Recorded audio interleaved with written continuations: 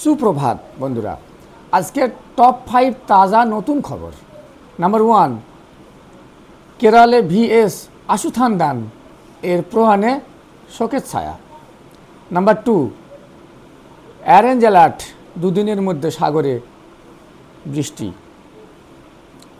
Number 3, Manchester টেস্টের আগেই হাসি ফুটল গম্ভীরের মুখে, ইংরেজ বধ করতে এই তারকা খেলোয়াড়কে এন্ট্রি।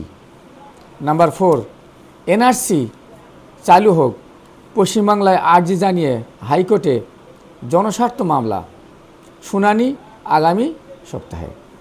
নাম্বার 5, যৌথ ভারত সংযুক্ত রাষ্ট্র বাণিজ্য চুক্তি সংকুচিত। এবার বিশদে। কেরালের প্রাক্তন মুখ্যমন্ত্রী ভিএস আশুথানদান,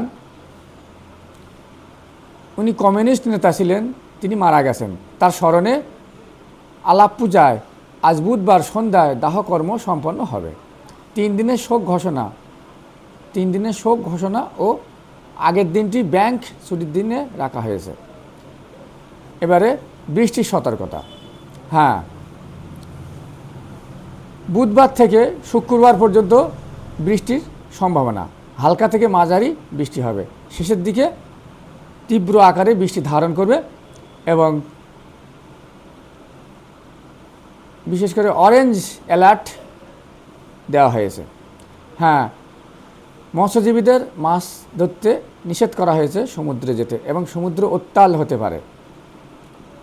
প্রথম বুধবার কলকাতা সহ তার আশপাশ জেলাগুলিতে হালকা থেকে মাঝারি বৃষ্টি হতে পারে এবং সঙ্গে বজ্রপাত সহ ঝোড়ো হাওয়া 30 থেকে 40 কিলোমিটার বেগে বয়ে যেতে পারে। বৃহস্পতিবার থেকে দক্ষিণ 24 পরগনা, পূর্ব ও পশ্চিম মেদিনীপুর,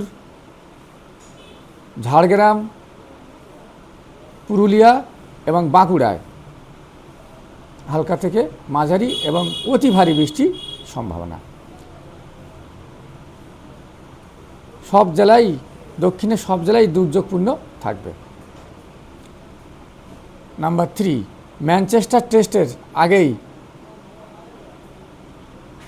হাসি ফুটল গম্ভীরের মুখে, ইংরেজ বধ করতে এই তারকা খেলোয়াড়কে এন্ট্রি। হ্যাঁ, ভারতীয় দলের হয়ে সাদা বলের ফরম্যাটে নিয়মিত মুখ হলেন কুলদীপ যাদব।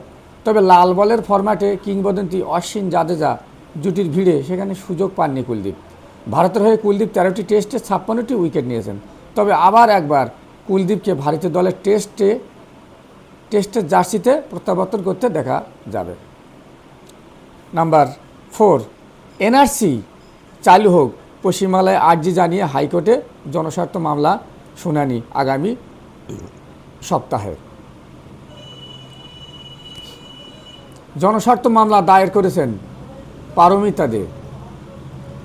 তার আইনজীবী ফিরোজ এডুলজির আবেদন গ্রহণ করে বিচারপতি সুজয় পাল এবং বিচারপতি স্মিতা দাসদের ডিভিশন বেঞ্চ জানিয়েছে আগামী মঙ্গলবার এ বিষয়ে শুনানি হবে। প্রসঙ্গত, চলতি মাসেই সর্বভারতীয় সাধারণ সম্পাদক অভিষেক বন্দ্যোপাধ্যায় সমাজ মাধ্যমে একটি পোস্টে অভিযোগ করেছিলেন, পিছনের দরজা দিয়ে পশ্চিমবঙ্গে জাতীয় এনআরসি চালু করতে চাইছে বিজেপি। তার আগে মুখ্যমন্ত্রী মমতা বন্দ্যোপাধ্যায় করেছিলেন একই প্রতিবাদ। অসমে ভারতীয়দের বিদেশি অবৈধ অনুপ্রবেশ তকমা দিয়ে এনআরসি নোটিশ পাঠানো হচ্ছে। নাম্বার 5, যৌথ ভারত সংযুক্ত রাষ্ট্র বাণিজ্য চুক্তি সংকুচিত।